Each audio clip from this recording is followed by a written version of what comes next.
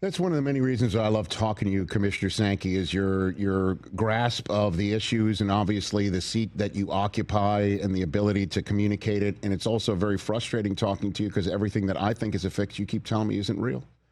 Well, you know what you and I need to do, because What your is conversations stimulate my thinking. Okay. We ought to go find an off-camera cup of coffee. Okay. With about 2 hours.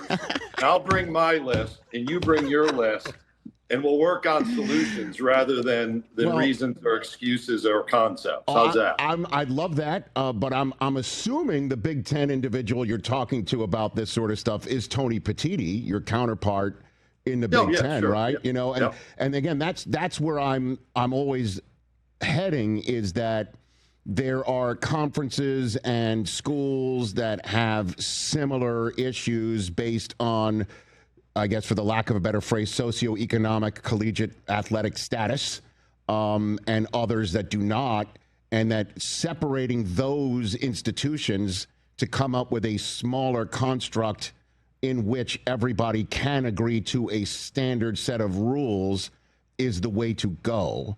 And I'm wondering if that is, at least, am I onto something there, Commissioner? So, let's be careful about how we frame that. So Okay. A long time ago, I was at the opposite end of the Division I competitive and economic spectrum when I was commissioner of the Southland Conference.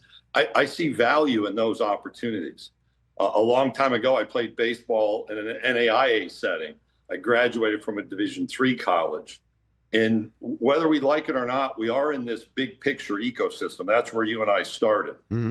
And what's our responsibility there? Because the NCAA funds Division II and Division III championships off of the Division I men's basketball contract. We should just be open and honest about that.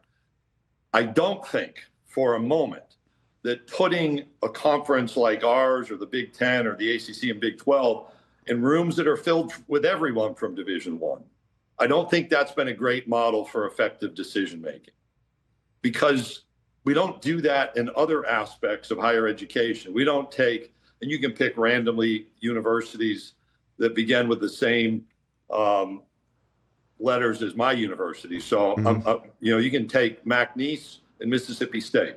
They don't sit in the same room and make decisions about their campus issues, but we do that in college sports. The NCAA has made some progress at narrowing that decision-making band, but you're always going to have to collaborate with solutions. And people will say, well, this should be a czar. And then they'll call me and say, you should be in charge of this whole thing. Yes. I have enough gray hair, and I have less hair than I used to with 16. Can you imagine that? And now you got to pick a number. Is it 70? So some people have suggested, hey, just 70 can get together and this thing will be perfect.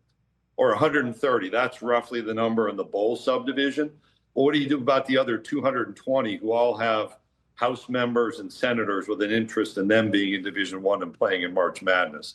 That's where I go back to say, like, if you were just dealing with one sport like the NFL does, it's not easy, but it's less complex than what we have. I don't think, though, that walking into big rooms filled with people is the way for us to solve the really big problems in front of us. You're going to have to narrow that conversation. All right. In the couple minutes I have left, Commissioner, what is your feeling of the college football playoffs as it currently stands? Are you up for expanding it? Are you up for tweaking it? What's on your mind as we get set? I think that. So whenever you begin, I think that is an answer. This is my opinion, right? Uh-huh. I think that the move to 12 was really well timed. There's some clunkiness to it because the model was introduced, remember, in 2021, and that was before we expanded with Oklahoma and Texas, before the Big Ten. There's been a domino effect. And we were slow to adapt in real time because we were slow to accept the 12-team idea. And I was part of the group that introduced 12. I think 12 was right. I think it was done at the right time. When we've talked as a league, we think the move to 16 is the next right step.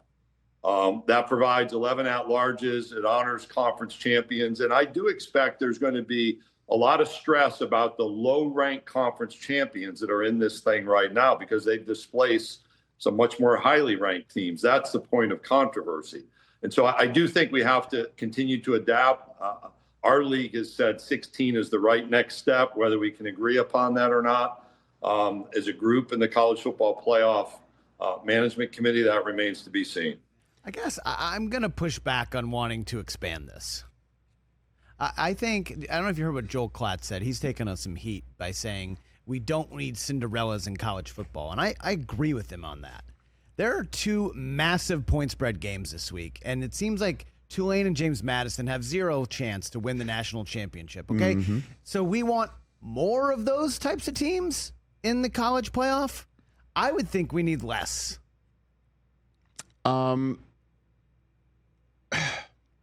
Here's my pushback. I would love for a Cinderella. That would be incredible. We would be talking about it. More and more people would be interested. Oh, for 12-1, be great. You know what I mean? More and more people would be interested. That's what you're looking for. Why? It would be great. Why would it be great?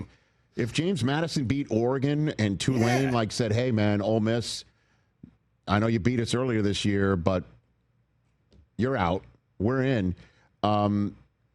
Would they be able to then go beat Georgia? And would they be able to go beat Texas Tech? Maybe not.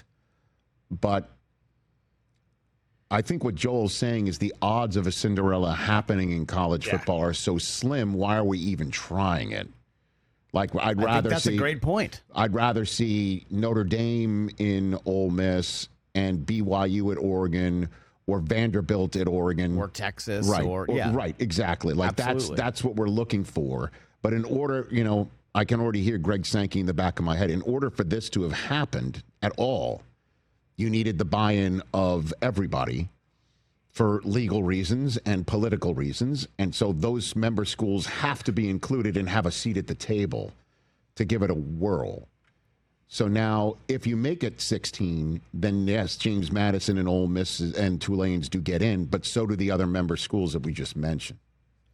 Wasn't last year's college football first round really bad? All the games were blowouts? None of them were great. But I think this year will be different. Odds are it'll be different. I don't know. Hey, you made it all the way to the end. Thanks for that. Check us out every single day streaming live on Disney Plus and the ESPN app 12 to 3 Eastern.